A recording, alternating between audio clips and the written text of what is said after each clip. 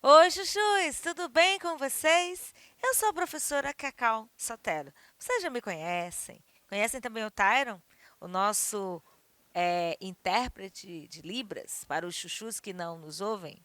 Muito obrigada pela sua audiência aqui na TV Educação e também na plataforma Gonçalves Dias no YouTube, a melhor plataforma de educação do Brasil.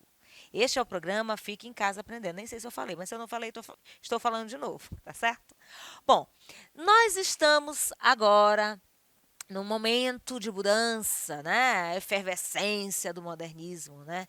Tudo se contrapondo àquela subjetividade, aquele romantismo que foi assim trazido nas ideias parnasianas. Então, hoje nós vamos falar da produção literária modernista. O modernismo é um movimento literário que nasceu no anseio de se redescobrir o Brasil. Vamos falar do início, algumas características e quais foram as produções literárias do modernismo. Bom, começando por esse momento, né, altamente de ruptura, de crash da nossa sociedade. Então, o modernismo é um movimento totalmente contraditório a parnasianismo, simbolismo das décadas anteriores. Então, vamos recapitular as escolas literárias brasileiras. Bom, no Brasil, 1500 foi a nossa descoberta.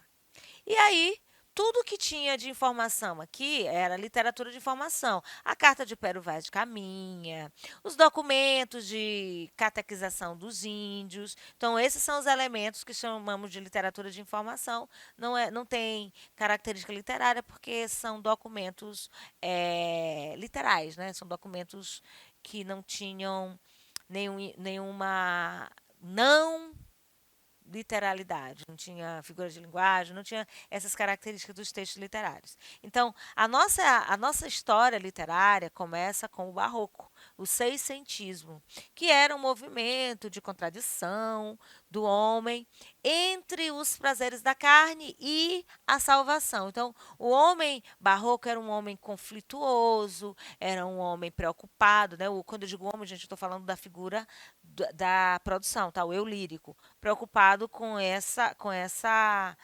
antagonismo, céu e inferno, Deus e o diabo. Aliás, Deus e o diabo, né? Fiz assim, né? O diabo está lá para baixo. Deus e o diabo, enfim. E essa preocupação com os dogmas da igreja que foram esquecidos no rompimento que aconteceu lá no humanismo, lembram? Enfim, só que Europa. Brasil começa com o seiscentismo. Depois desse período seiscentista, vem a necessidade de se voltar um pouco mais para as questões clássicas, né? Volta um pouquinho para o classicismo. Aí eu tenho o arcadismo, que é o neoclassicismo, com características da era clássica. Claro que aperfeiçoada, claro que uma coisa diferente, né? Não é igual, aliás, eu nem vou dizer diferente. Uma coisa semelhante, mas não totalmente igual. Tá? Os movimentos vão se espelhar no passado para trazer essas características. Por isso que é neo, quer dizer, o novo classicismo, o arcadismo. Há uma necessidade também, depois do arcadismo, de trazer um homem ideal brasileiro. Quem é esse homem ideal brasileiro? Quem é esse herói? É o índio. Romantismo exalta a pátria, exalta o índio como herói nacional, traz uma subjetividade dentro das suas produções e, claro, muita idealização. Por isso que o nome é romântico, idealizador, sonhador. Esse subjetivismo era trazido nas produções românticas. Quando o romantismo claro, gente, eu nem preciso dizer, né? Todos esses movimentos literários têm como cenário um contexto histórico marcante, né? Assim? Então, falando de romantismo, nós temos a vinda da família real para o Brasil, bloqueio continental, Revolução Francesa, enfim, e também a independência do Brasil. Então, esse momento aí traz para o cenário brasileiro a ideia de se valorizar mais as questões do Brasil, valorizar mais as questões nacionais e trazer, como era na Idade Média, né, se baseando na Idade Média, um herói nacional, que no caso era o índio que já vivia aqui. Aí eu tenho o realismo, que vai se contrapor a essa subjetividade romântica. As produções são mais próximas da realidade. O naturalismo vira para o campo psicológico, né? Realismo e naturalismo são movimentos parecidos, né? Contemporâneos. Um voltado para o lado psicológico, da patologia, o outro mais próximo das mazelas da sociedade. Aí nós temos depois o parnasianismo, o simbolismo, que, no caso, o parnasianismo traz uma pincelada lá do romantismo. E quando o modernismo chega, ele chega chegando, ele chega rompendo, né? Chegar chegando, se quiser assim, chega botando para quebrar.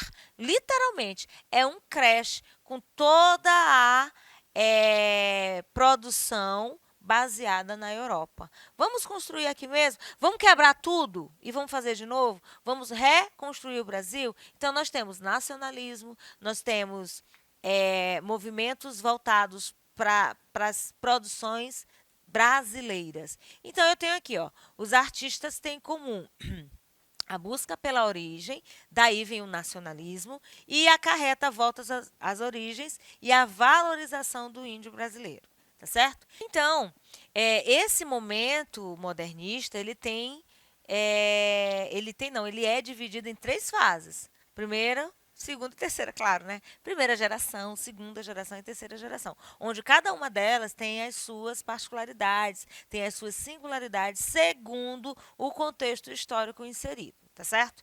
Bom, modernismo. Como eu começo a falar de modernismo? Semana de Arte Moderna, que esse ano completa 100 anos, né? Isso foi em 1922, tá certo? Entre 1922 e 1930, inicia o modernismo com a Semana de Arte Moderna. Em fevereiro, tá? Nós estamos no mês da Semana de Arte Moderna. Onde? No Teatro Municipal, em São Paulo, tá? Idealizado, criado por quem? Mário de Andrade, Oswald de Andrade, Menotti Del Picchia e pela pintora Anita Malfatti, que era esposa do Oswald de Andrade. Então, são pessoas que idealizaram um movimento onde a gente vai ter que botar o Brasil em cena, né? Botar o Brasil no jogo. Esse negócio de só Europa, pensamento da Europa, caracterizar a nossa poesia, nossas. Não, vamos mudar isso aqui. Então, foi isso que eles pensaram. E quando eles se reuniram, eles meio que propuseram um sincretismo estético, certo? Com presença de características neorrealistas, neoparnasianas e neossimbolistas. Quando eu digo neo, é novo, tá? Eu não gosto, eu não quero mais o romantismo. Vamos ser mais realistas. Por isso, neorrealista, tá bom?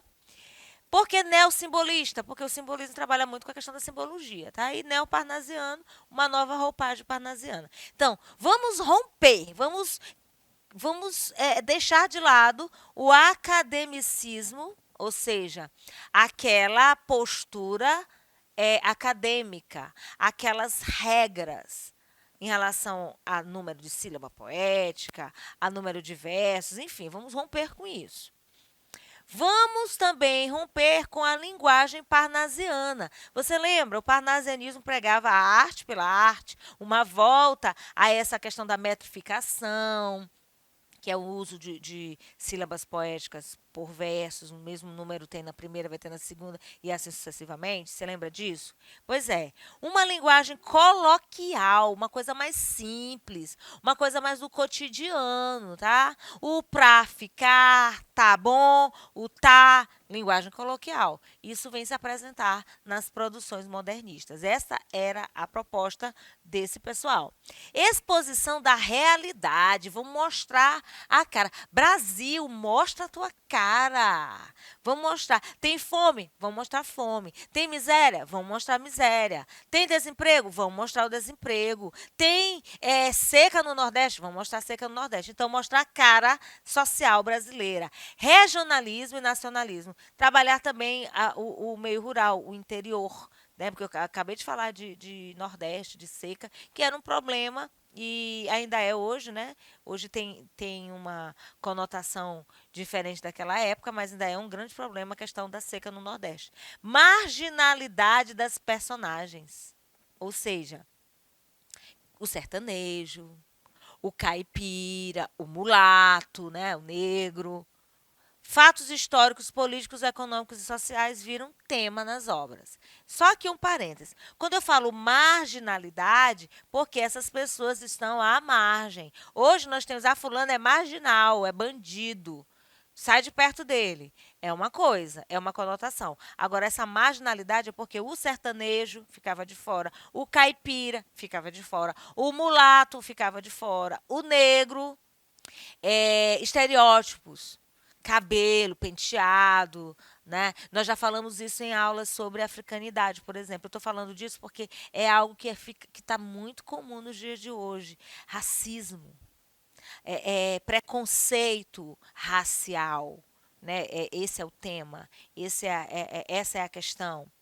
E isso daí, gente, era apresentado na época do modernismo, os problemas sociais eles eram apresentados nas obras. E hoje em dia as pessoas têm que se impor para que a sociedade respeite. Então, a gente não pode ser desrespeitado pela cor da pele, pela forma que você penteia o seu cabelo, se você quer usar um modelo, por exemplo, Black Power, que hoje está muito em evidência na comunidade negra, é símbolo de um movimento de resistência. Pô, eu sou negro, sim, e sem reticência, até já falei disso. Então, tudo isso aqui, o modernismo iniciou, ele quebrou o padrão para trazer para dentro da nossa casa, através das produções literárias, assuntos relevantes da sociedade que precisavam ser combatidos, tá bom? Aí, nessa época, olha só, Manifesto Poesia Pau-Brasil. Já falamos de manifesto, que é um gênero textual, né, de cunho opinativo. Então, em 1924, o jornal Correio da Manhã enfatizava a necessidade de criar uma arte baseada no povo brasileiro. Então, nasceu aí o movimento do Pau-Brasil, um movimento nativista que defendia a poesia brasileira e a exaltava, certo? Tal como o pau-brasil, uma árvore típica aqui do Brasil, primeiro produto brasileiro a ser exportado, né? Chegaram aqui e meteram a mão. Primeira delas, né? Primeira riqueza nossa foi o pau-brasil.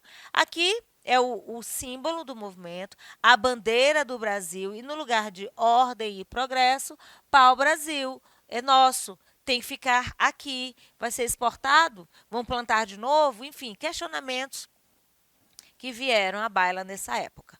Então, entre os movimentos modernistas tem o verde-amarelismo, que é um outro movimento, tem o movimento pau-brasil, tem o verde-amarelismo, que é manifesto também, escola anta ou movimento antropofágico, que tomou lugar na primeira fase, que é essa que nós estamos vendo agora, do modernismo, tá? É a chamada de fase heróica. Quem é o herói? O índio. Qual é o meu sentimento pelo Brasil? É de amor, né? Lembra da minha terra tem palmeiras? Tem palmeiras onde canta o sabiá e as aves. Que aqui em Portugal, gorjeio, lá, totalmente diferente. Lá é mais bonito o canto das aves. Então, o movimento de nacionalismo, meu é melhor, minha terra é melhor, é mais bonito, tá bom? Fase heróica, fase de ruptura, fase de. Eu vou usar essa palavra? Essa palavra ela começou a ser usada, é meio que contraditória, mas eu vou usar, dá licença, né? Vou botar entre aspas. Uma desconstrução. Ou seja, vou quebrar tudo e vou reconstruir, tá? Que apresentou diferentes formas de abordagem patriótica. Então, o movimento é pau-brasil é nacionalista, mas ele tinha um viés. O verde-amarelismo também é nacionalista, mas o viés é diferente, tá? Certamente, esses manifestos, né, o Manifesto pau-Brasil, por exemplo, trouxe discussões sobre o surgimento de uma consciência nacional, tá? Manifesto para o Brasil rediscutiu a sociedade, a realidade, claro, numa nova linguagem. Esse padrão aqui é europeu, vamos usar o nosso, pô. Qual é? Gíria também entrou no meio, tá? Então, primitivismo é voltar às origens. Principal característica desse movimento, onde o patriotismo enveredou por caminho de valorização do passado histórico brasileiro, desprovido dos apelos ufanistas do movimento verde e amarelo. Então, o movimento verde e amarelismo era uma coisa assim mais exagerada para aquilo que é voltado para o Brasil. Então, embora sejam movimentos nacionalistas, o verde e amarelismo era uma coisa assim bem mais ufanista, tá? Então, eu trouxe aqui um trecho. Vamos ler? A poesia existe nos fatos. Os casebres de açafrão e de ocre nos verdes da favela, sob o azul cabralino, são fatos estéticos. Vou aparecer aqui, ó. Azul cabralino, cabralino, Cabral. Cabral descobriu o Brasil, tá? Então, aqui, ó. Casebres de açafrão e de ocre nos verdes da favela, que está evidenciando como era o Brasil naquela época, né? Já tinha favela naquela época, claro. Volta para a tela, a leitura. O lado doutor, fatalidade do primeiro branco aportado e dominado politicamente as selvas selvagens, o bacharel. Não podemos deixar de ser doutos, doutores, país de dores anônimas, de doutores anônimos. O império foi assim. Eruditamos tudo, esquecemos o gavião de penacho. Trecho do Manifesto da Poesia para o Brasil. Então, você observa aqui uma crítica a esse academicismo, ao homem branco europeu, que ele chama de doutor, primeiro branco aportado e dominando politicamente as selvas selvagens. Quer dizer, o português chegou no Brasil e tomou conta de tudo, inclusive do pau-brasil. Daí o manifesto da poesia pau-brasil, um trechinho, tá bom? Primeiro, outro manifesto. Ó, qual era o objetivo dele? Ele tinha revisão crítica do passado histórico. Não é bem assim, nós não fomos descobertos. Não é bem desse jeito. É uma nova leitura.